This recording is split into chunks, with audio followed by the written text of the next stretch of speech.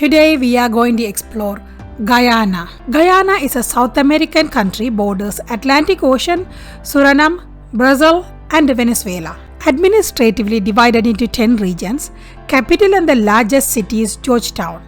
It is the third smallest country by area and second smallest by population in South America. Guyana means land of many waters in Amerindian language. Currency is Guyanese dollar. Official language is English. It is the only South American nation with English as an official language. Did you know Guyana's landscape, particularly the Tipuwi, a tabletop mountain, inspired Arthur Conan Doyle to write his novel The Lost World. His novel turned into Jurassic Park, the movie. Okay, in this video, we will look at the meaning of flag and coat of arms, two important national symbols, as well as geography, history, economy, people and cultures of this beautiful country. Now let's start with the flag. Guyana's flag is called Golden Arrowhead. Red stands for seal and dynamism, gold is for mineral wealth, green is for agriculture and forest, black stands for endurance of the people, and white for rivers and water. This is the coat of arms. The crest is an Amerindian headdress, stand for indigenous Guyanese. Two diamonds on the crest represent the mining industry. Shield is decorated with Victoria Amazonica lily, Guyana's national flower.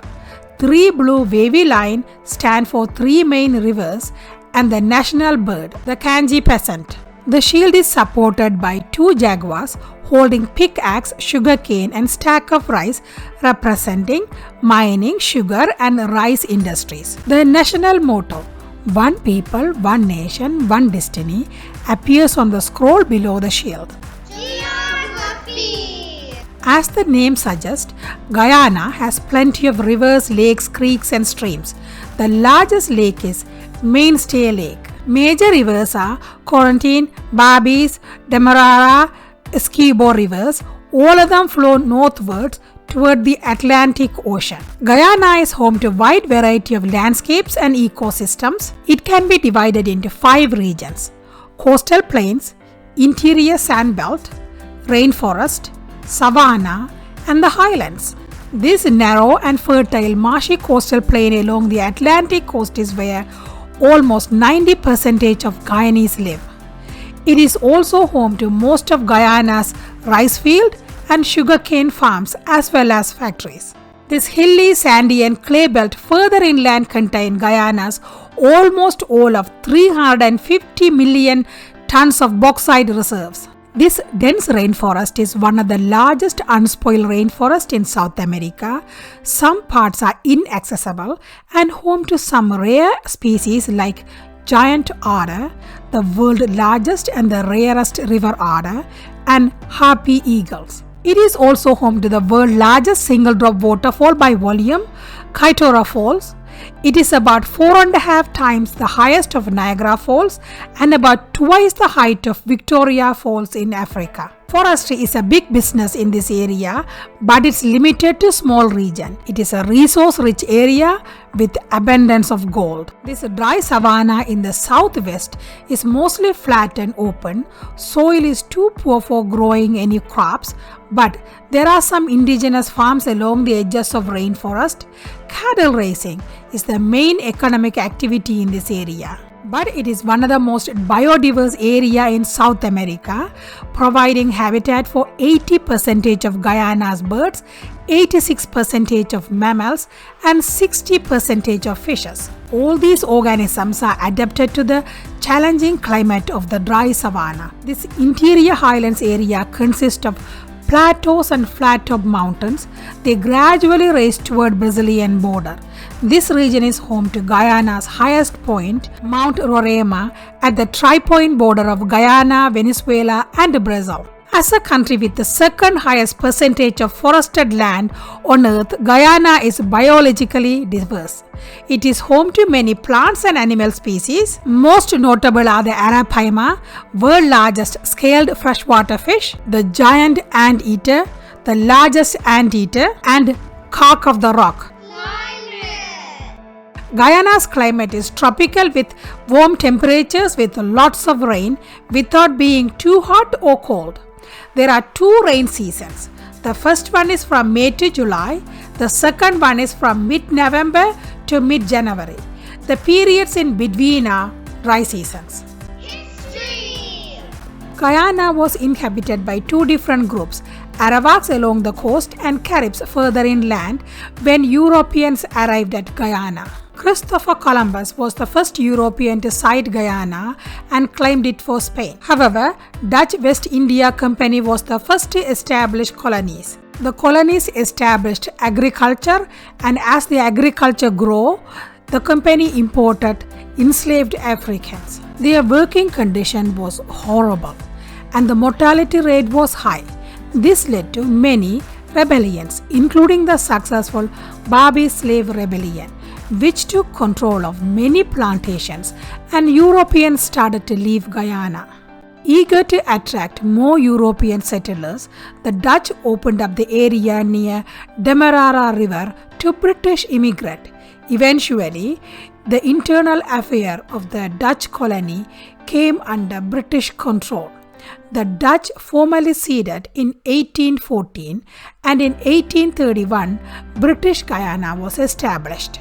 Slaves rose up against the oppressors, and the slavery was ended in 1838. This left the labor shortage. Portuguese workers were brought in. They didn't work in the plantation for too long. They quickly moved on to other industries such as sales. Then some 14,000 Chinese were brought in, and they did the same. Farm work was hard. Then indentured workers from East India came under a contract to work in the plantation for the contract period. A constitutional conference was held in London and set up Guyana's Independence Day as May 26, 1966. And Guyana gained independence on that day. Guyana became a republic on February 23, 1970 and cut ties to British monarchy. But it is still a member of a Commonwealth country. Actually, it is the only one South American country that is a member of Commonwealth. Do you see how much Guyana's history is different from its neighbors? Very different, isn't it? But before we leave the history, let me give you a little bit of explanation of Guyana-Venezuela's boundary dispute. It is started in 1840 when British first published its first map of Guyana. Venezuela didn't like the map, so they asked United States to help solve the issue. After many requests, US set up an American Boundary Commission to address this issue in 1899. The commission ruled in favor of Guyana, British colony at the time. The commission had 2 US judges, 2 British judges, and a Russian diplomat. In 1949, American lawyer involved in the proceeding alleged that British judges had colluded with Russian diplomat and rendered the verdict in favor of Britain. Soon, Venezuela declared that 1899 ruling was invalid. This dispute was sort of forgotten until the discovery of oil off the coast of disputed area and the inception of 2 large gold mines in the disputed inland region. Now Venezuela increased military pushback. Tensions have continued to rise between the two countries. Venezuela stopped subsidizing oil shipment to Guyana in exchange for rice. In 2018, this border dispute went to International Court of Justice, and it will take some time for the court to make through the process and make a decision. This decision will have major impact on future of both countries. People and culture. Guyana's population is about 790,000 people. They are racially and ethnically heterogeneous. Majority of them are East Indians and Africans. Third major group identify themselves as multiracial. Fourth largest group is indigenous people, and the remaining population include European, Chinese, and other nationalities. Most Guyanese speak Guyanese Creole. It's an English-based Creole with African, Indian, and Amerindian influences.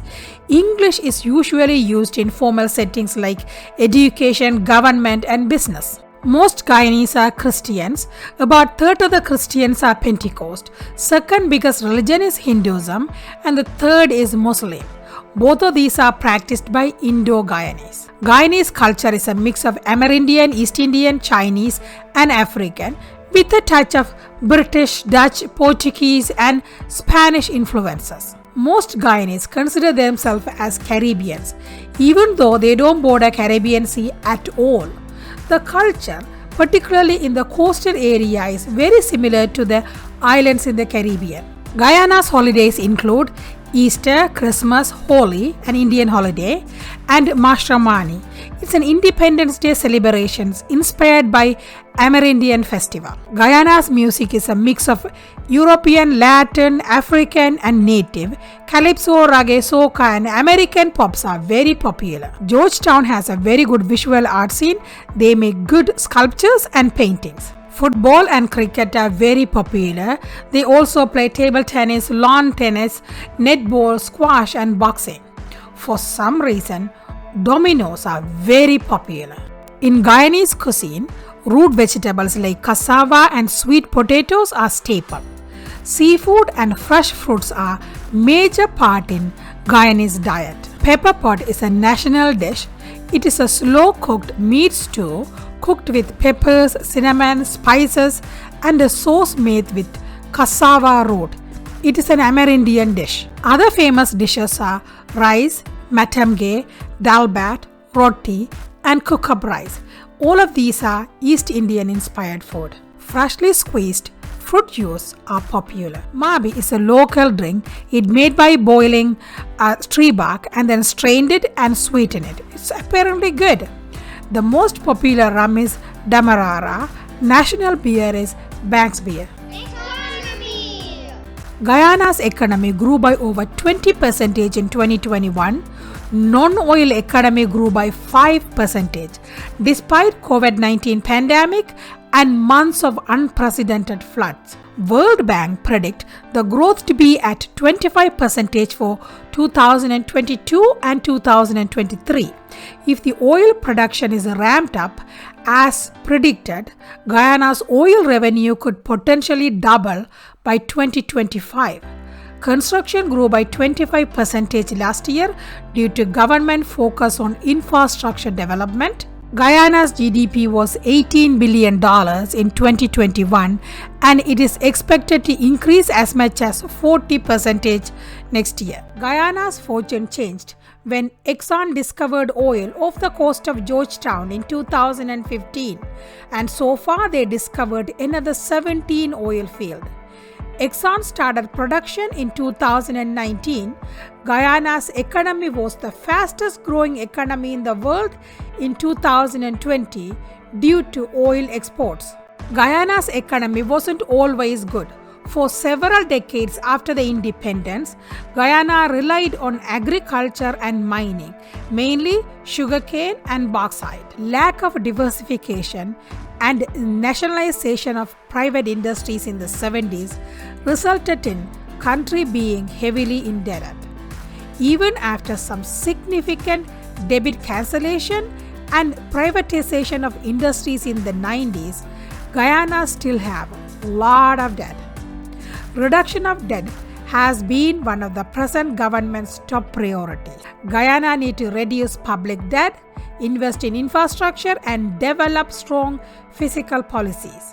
All in all, Guyana's financial future looks positive. Hope you enjoyed learning about Guyana and see you guys in the next video. If you are watching this, you must like learning about other countries. So please give me a thumbs up to this video and subscribe to my channel so we can explore every single country in the world. Thank you for watching. We will meet again in the next video.